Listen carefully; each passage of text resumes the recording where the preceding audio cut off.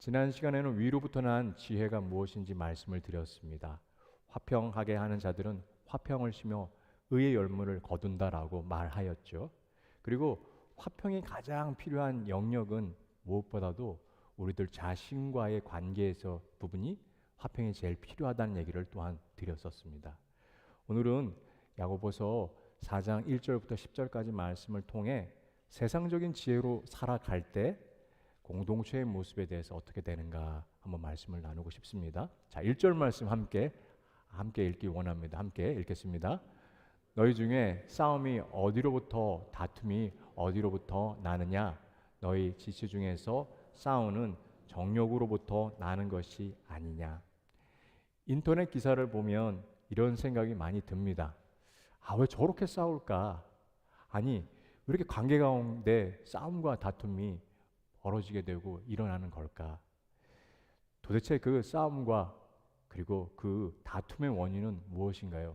오늘 1절 말씀에 보니까요. 그것은 바로 정욕에서 나온다라고 말하고 있습니다. 우리가 싸울 때 그 원인은 상대에서 찾기가 쉽습니다. 배우자가, 아내가, 남편이, 아니 자식이, 그리고 부모님이 이러면서 늘 지인에게, 자기 자신이 아니라 남에게 초점이 가 있습니다. 그 원인을 가만히 들여다보면 내 자신의 그 욕심 그리고 정욕에서 찾아볼 수가 있습니다. 야고보서는 다툼과 싸움이 정욕에서 나왔다고 분명히 명확하게 얘기하고 있습니다. 우리가 그리스도 안에서 새로운 피조물이 되었지만 여전히 우리 안엔 죄성이 남아 있습니다. 그래서 이것이 야고보가 말한 바로 정욕입니다. 우리 속에는 이 죄악의 쾌락을 추구하는 욕심이 여전히 존재하고 있고 꿈틀거리고 있습니다. 정욕으로 살기 때문에 싸움과 다툼이 벌어지는 것입니다. 모든 다툼과 불화의 그 원인은 마음속에 있는 이기적인 욕심에서 비롯된 것입니다. 다툼은 배려하는 마음이 아닙니다. 내 거 그리고 나를 주장하고 나만 생각하는 아주 이기적인 모습이죠. 상대를 이해하려고 도통하지 않습니다. 죄가 어떻게 세상에 들어왔는지 창세기를 통해서도 우리가 찾아볼 수 있습니다. 사단은 하와에게 미혹하는 이야기를 합니다. 너는 결코 죽지 아니하리라 라고 이 하나님께서 명확하게 선악을 알게 하는 나무의 열매를 먹으면 죽는다라고 말씀하셨는데, 그러나 그 경고에도 불구하고 뱀은 미혹해하는 이야기, 거짓말을 하게 되죠. 그리고 또 얘기합니다. 너희가 하나님과 같이 되어 선악을 알 줄을 하나님이 아심이라라고 얘기하고 있습니다. 그 이야기에 바로 뱀이 하와에게 얘기했을 때 하와는 그 이야기를 듣고 미혹하게 되죠. 하와가 하나님께서 말씀하신 그 선악과를 딱 보았을 때 보암직도 먹음직도 탐스럽기도 한 그 나무를 보면서 동시에 하나님과처럼 되고 싶은 그 욕심이 일어났습니다. 그래서 아담과 함께 그 선악과 먹게 되죠. 먹고 나서 어떤 일이 벌어졌습니까? 잠시 전만 해도 그렇게 친밀했던 그 두 사람의 관계가 깨지기 시작했어요. 아담이 그 원인을 하와에게 돌리고 있습니다. 여러분, 죄는 다른 사람에게 전가하려고 하는 아주 나쁜 모습이 있습니다. 죄는 전염이 됩니다. 그리고 동시에 그 책임은 상대에게 그 책임을 묻고자 하는 못된 아주 심각한 문제가 생기게 되는 것이죠. 그래서 더 큰 문제는 무엇인지 아십니까? 하나님과 관계가 완전히 깨지게 됩니다. 사단은 하나님과 관계를 우리로부터 완전히 멀어지도록 하죠. 그 이야기가 창세기에 나와 있으며, 그리고 다툼과 이 싸움이 정욕에서 일어나며 그로 인해 우리가 하나님과 관계가 멀어지게 되는 일들이 있음을 살펴보게 됩니다. 자, 2절과 3절 말씀도 함께 읽어보기 원합니다. 함께 읽겠습니다.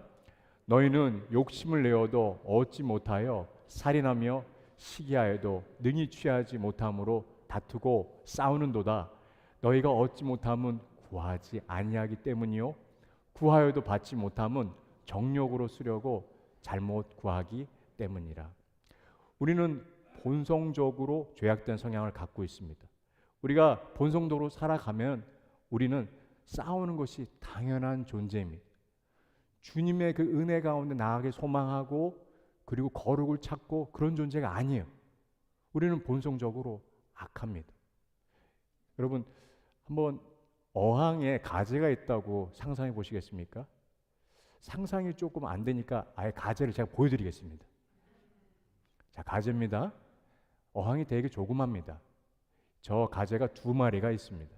그 2마리가 있는데 한 가재가 이렇게 생각합니다.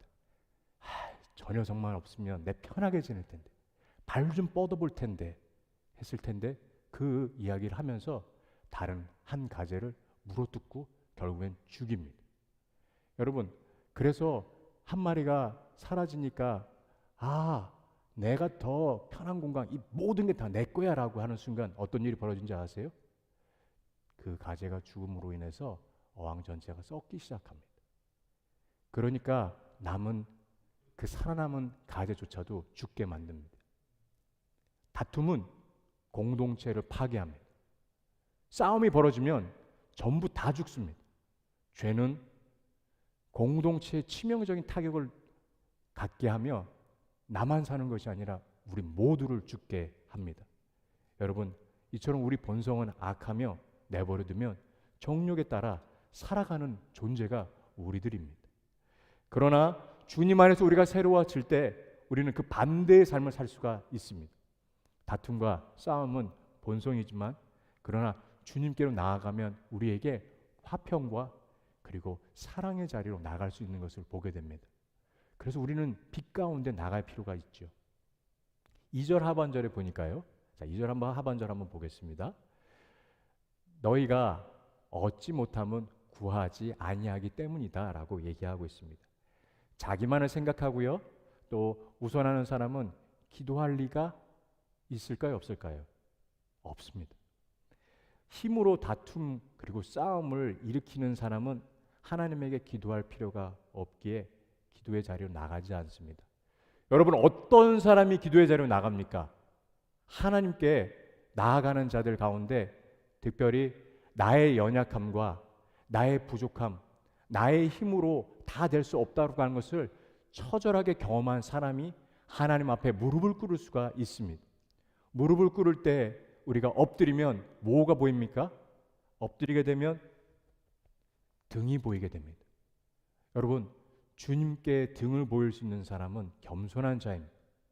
그에게 하나님의 은혜가 임하며 하나님은 기도의 자리로 나가는 사람들을 찾고 계십니다. 그렇습니다. 오늘 우리에게 주님이 또한 알려주시는 것은 그 욕심, 정욕을 이길 힘이 기도에 있다는 것을 우리에게 또한 알려주고 계십니다. 우리가 기도의 자리로 나아가면 세상에 줄 수 없는 만족감이 우리에게 있습니다. 기도의 자리로 나아가면 우리가 이 땅 가운데 얻을 수 있는 정욕으로부터 얻을 수 있는 것이 아니라 우리 욕심으로 채울 수 있는 것이 아닌 진정한 평안을 우리에게 주님께서 부어주십니다. 그 사랑이 소망되는 저와 여러분 되시기를 예수님의 이름으로 축원합니다. 우리에게는 그 기도에 나갈 필요가 있는 것은 진정한 평안이 주님께로만 있다는 것을 알기에 우리는 기도의 자리로 더 나아가야 하는 것입니다. 기도가 깊어질수록 주님 마음을 알게 되고요. 그리고 먼저 그 나라와 그 의를 구하게 됩니다. 여러분, 우리가 시기하는 이유는 무엇입니까? 자족함이 없고 비교하는 그 마음 때문입니다. 내 안에 평강이 없다는 것이죠. 그래서 감사와 기쁨이 없을 때 우리는 시기의 자리로 나아가게 됩니다. 그래서 내 안에 주님으로부터 가득 채우게 되면 정욕, 시기 그리고 이 갈등하는 마음은 사라지게 되며 대신 주님의 은혜로 가득 채울 수 있는 것을 보게 됩니다. 그리고 우리 안에 이 갈등하는 마음, 이 정욕의 자리로 나가지 않고 주님께로 나아갈 수 있습니다. 주님의 은혜를 구하십시오. 주님의 그 사랑을 우리가 더 경험하며 갈망하며 앞으로 나아가는 저와 여러분 되시기를 소망합니다. 4절 말씀 함께 보기 원합니다. 함께 읽겠습니다.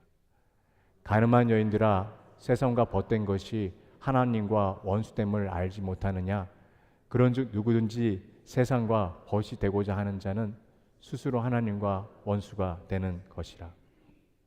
가늠한 여인들아 라고 얘기했으니까 이건 뭐 여성들에게만 해당되는 얘기야 라고 하실 수 있지만 아닙니다. 이것은 우리 전부에게 해당되고 있습니다. 우리가 주님 앞에 나아갈 때 주님은 우리에 대해서 우리를 이제 구원하시고 우리를 신부로 맞아주시기 때문에 이것은 우리 모두에게 해당되는 이야기입니다. 성경에서 자주 언급되는 죄가 간음에 관련한 이야기입니다. 구약 시대는 우상을 섬기는 것이 영적인 간음이었다면 지금은 하나님보다 세상을 더 사랑하는 것이 영적인 간음입니다. 그리고 주님 그 자리에 세상으로 채우는 모습, 세상이 주인이 된 모습, 그것을 영적인 간음이라고 주님 말씀하십니다. 그래서 4절 말씀에 세상을 벗하고 세상을 돌아보며 세상과 함께 가는 사람을 그들에게 이 용어 간음한 여인이라는 용어를 씁니다. 세상과 벗됐다는 것은 무엇입니까? 여러분 친구 벗, 여러분들에게는 그 벗이 있으시죠? 가장 친한 가장 소중한 벗이 있을 것입니다. 나의 모든 얘기를 꺼낼 수 있는 사람이 바로 나의 벗입니다. 나의 가장 연약한 얘기, 내 속마음도 얘기할 수 있는 사람이 벗인데 그 벗이 지금 누구라고요? 세상입니다.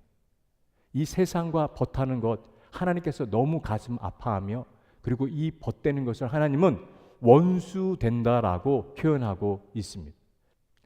우리들 중에서 주님 앞에 세상을 힐끌미고 쳐다보면서 여전히 내가 세상에 더 기쁨이 있다라고 고백하는 분이 계시다면 하나님은 정말 애통해 하세요. 왜냐하면 하나님은 여러분을 사랑하시기 때문에 십자가에서 죽으실 정도로 그 사랑을 보여주시고 그리고 우리 한 사람 한 사람을 만나시기 위해서 주님이 오늘 이 자리에 다시 우리를 부르셨을 때 우리에게 고백하는 것은 더 이상 주님 내가 뒤돌아보지 않겠습니다. 주님 내가 오직 주님께로만 가 더 이상 내가 뒤돌아보지 않고 세상 벗하지 않겠습니다라고 하는 그 다짐이 오늘 이 자리에 우리에게 있어야 되겠습니다.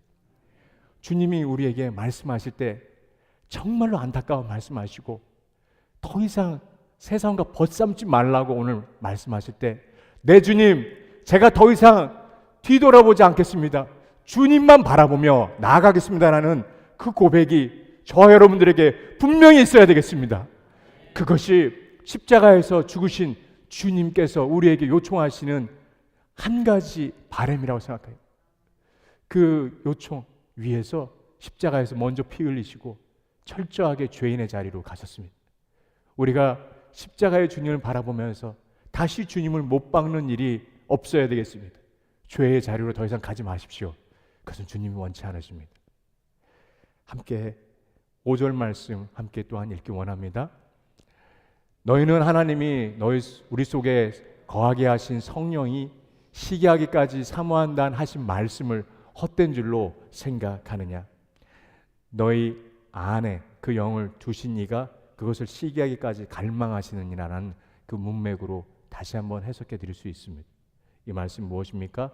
하나님 시기하기까지 우리에 대해서 그렇게 바라고 사랑하고 열망한다라고 얘기하고 계십니다. 하나님은 어떤 분이십니까? 우리를 끝까지 놓지 않으시고 우리에 대해서 사랑하고자 그래서 마음에 시기하는 마음 질투한다라고 말씀하고 계세요. 왜요? 우리를 사랑하시기 때문입니다. 그렇게 우리를 사랑하시는 그 주님을 우리가 보며 우린 그래서 더 이상 세상과 하나님을 겸하여 영적인 음행을 하지 않기를 바랍니다. 결단의 자리로 나가기 원합니다. 만약 우리가 하나님의 다른 것, 세상의 정욕에 우리가 사랑하게 된다면 성령께서 내 안에 탄식하며 근심하게 됩니다. 질투하신 하나님께서 내 안에 성령님을 통해 안타까워 하시는 그 모습이 바로 이 5절에 담겨져 있습니다. 여러분 가운데 성령에 대해서 민감할수록 어떤 일이 벌어진지 아세요? 죄를 미워하게 되고요. 그리고 우리가 죄에 가까이 가면 분명히 사인을 줄 수 있는 우리 내면에 그런 작은 목소리들이 하나씩 들리게 됩니다. 여러분 성령을 따라 성령의 음성에 민감한다면 우리가 더 하나님과의 친밀한 교제 자리로 나아갈 수 있습니다. 지난 양육반의 얘기를 좀 드리고 싶습니다. 양육반 식구들한테는 양해를 좀 구했는데요. 3분의 2 정도 지금 시간이 지났습니다. 참 바쁘신 중에도 평일 시간 쪼개서 오시고 과제하시고 묵상하시면서 하나님 앞에 나가는 한 분 한 분 보면서 너무 감사한데, 공부하다가 제 마음에 30분간 여러분 각자 공부는 스탑하고 우리 밖에 나가셔가지고 본당에 가셔도 좋습니다. 친교식 가셔도 좋습니다. 밖에 나가셔도 좋습니다. 주님과 30분 정도 대면하는 시간 제가 드릴 테니까 자 지금부터 주님하고 만나고 오세요 했는데 30분 후에 다 오셨어요. 오셔서 한 말씀 한 말씀씩 하고 저한테 얘기해 주시더라고요. 목사님, 생각보다 이거저거 기도했는데 시간이 잘 안 가더라고요 하시는 분도 계셨는데, 그러나 많은 분들이 이렇게 고백하셨어요. 제가 생각해 보니까 얼마나 제가 죄인인지 깨닫게 되었습니다. 그리고 지금까지 인도해 주신 게 참 감사하다는 생각이 들었습니다. 그리고 자녀들을 위해서 기도하는 그 자리 나갔는데 자녀들을 생각하니까 기도회 자리로 나가서 중보하게 되었습니다. 그리고 하나님 앞에 아주 작지만 미세하게 제 내면에 이렇게 얘기하시더라고요. 아들아 사랑한다. 그 얘기하시면서 제가 참 이 거듭난다고 하는 것에 대해서 이제 좀 알게 됐는데 지금은 참 평안함을 느낍니다 라고 고백하는 성도님도 계셨어요. 하나님 앞에 시간을 내어 드리면 주님이 우리를 만나 주시고 성령께서 우리에게 깨닫게 해주세요. 우리가 주님 앞에 나아가면 주님의 그 은혜가 흘러나올 때 성령에 더 민감해지는 일들이 있습니다. 여러분, 우리 안에 계신 성령께 반응해 주시면 좋겠어요. 성령이 내주하고 계신데 꼭 누르고 우리는 눈이 멀고 귀 막고 성령 주님께서 주시는 그 음성에 귀 기울이고 싶은데 우리는 우리의 그 주님께로 나가지 않은 그 모습이 있을 때 성령의 애통해 하십니다. 성령님은 우리와 함께 하시며 우리에게 깨닫게 해주시고자 지금 계시는 예수의 영이십니다. 여러분, 하나님께 어떻게 인도함 받는가, 성령께 어떻게 인도함 받는가라고 하는 것은 말씀을 묵상하며 그 말씀을 통하여서 성령님 통해서 깨닫게 해주신 것을 나눌 때 이 이야기가 살아 움직인다는 것을 경험할 수 있습니다. 양육반에서 한 성도님이 그 얘기 하시더라고요. 성경의 인물들이 바로 접니다. 말씀을 묵상해 보니까 그 인물들이 바로 저인 것 같습니다. 그 고백을 하시더라고요. 그리고 한 성도님이 그런 얘기 하시더라고요. 제가 제 모습을 들여다보니까 그동안 아내한테 참 미안했습니다. 여러분, 우리가 주님의 그 말씀 가운데 인도함 받고 성령님께 민감해지면 주님 앞에 한 걸음 한 걸음 더 나아갈 수 있습니다. 저 여러분들이 주님 앞에 더 거룩해지며 주님에 대한 그 열망을 갖는 저 여러분 되시기를 예수님의 이름으로 축원합니다. 6절과 7절 말씀 함께 또 읽어보기 원합니다. 자, 함께 읽겠습니다. 그러나 더욱 큰 은혜를 주시나니 그러므로 일렀을 때 하나님이 교만한 자를 물리치고 겸손한 자에게 은혜를 주신다 하였느니라. 그런즉 너희는 하나님께 복종할지어다. 마귀를 대적하라. 그리하면 너희를 피하리라. 여러분, 마귀를 이길 수 있는 부분들은 하나님께 복종할 때 가능한 것입니다. 하나님의 말씀에 순종하십시오. 하나님 말씀하심을 우리가 통독을 통해서 또한 말씀 가운데 그리고 다른 설교 가운데서 들으실 수가 있습니다. 깨닫게 될 때 그 말씀을 붙잡으십시오. 그 말씀 가운데 우리에게 얘기해 주시는 것을 순복하며 나아갈 때 마귀는 피하게 됩니다. 왜냐? 우리가 100% 주님 앞에 나가기 때문에. 그럴 때 마귀는 우리 근처에 와서 우리를 회방하고 우리를 힘들게 더하지 않습니다. 우리의 집중은 주님께로만 가 있고 우리의 눈은 주님 십자가로만 가 있기에 우리는 더 이상 흔들리지 않는 믿음을 갖게 되는 것입니다. 그런 자들에게 필요한 것이 무엇입니까? 바로 6절 말씀입니다. 겸손한 자. 주님은 겸손한 자에게 은혜를 주십니다. 어떤 자에게 은혜를 주십니까? 겸손한 자.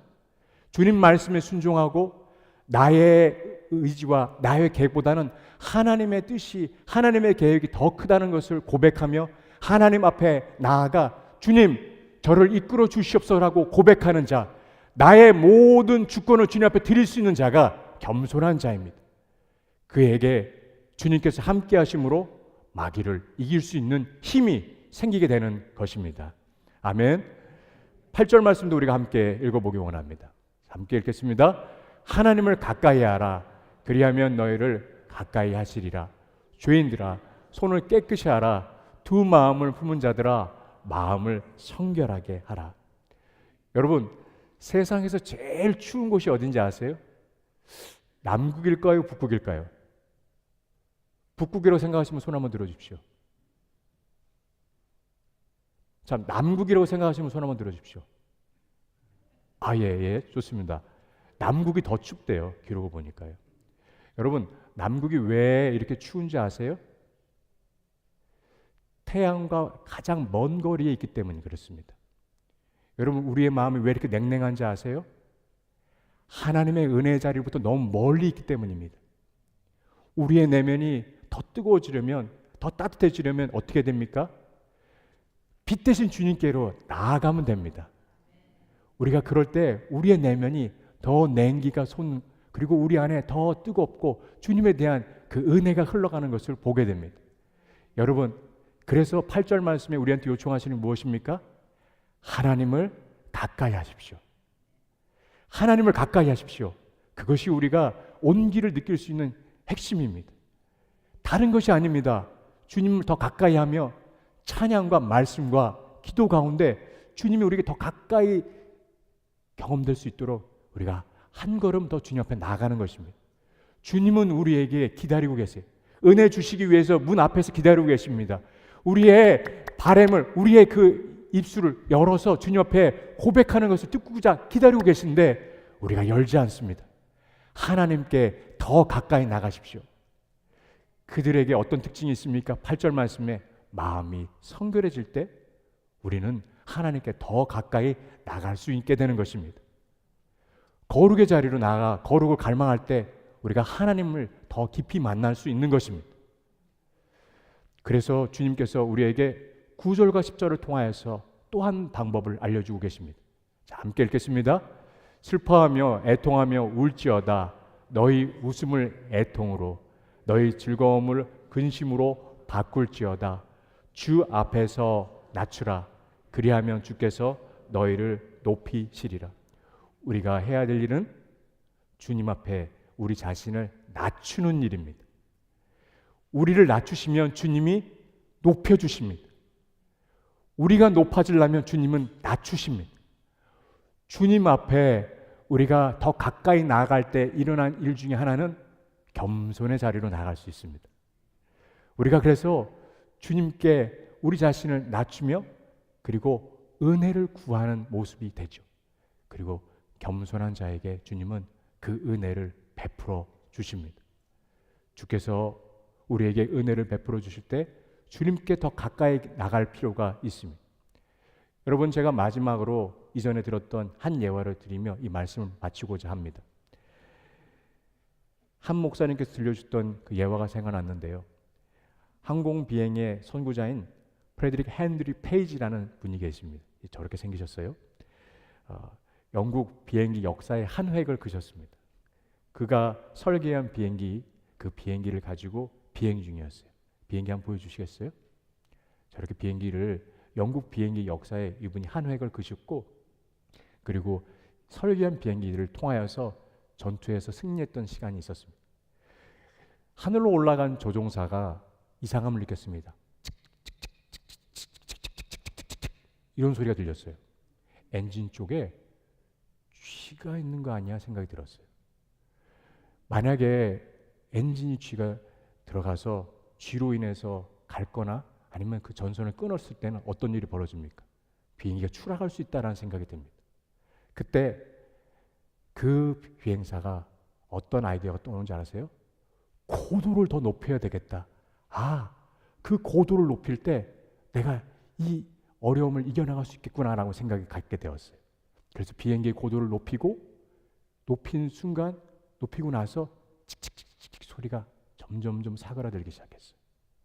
그리고 다시 비행을 마치고 돌아와서 엔진의 뚜껑 판을 열어보니까 쥐가 죽어 있는 것을 보았습니다. 여러분, 우리가 하나님께 은혜의 고도를 높여주시기 바랍니다. 주님 앞에 주님을 가까이 하십시오. 그러면 싸움과 다툼은 그치고 세상의 지혜가 아닌 하늘로부터 오는 하나님의 지혜를 받아 화평의 자리로 나갈 뿐더러 우리는 주님 안에서 평강을 누리게 될 것입니다. 그리고 세상을 벗하지 않고 주님과 벗하는 저 여러분들 이 한 주간 되시기를 예수님의 이름으로 축원합니다.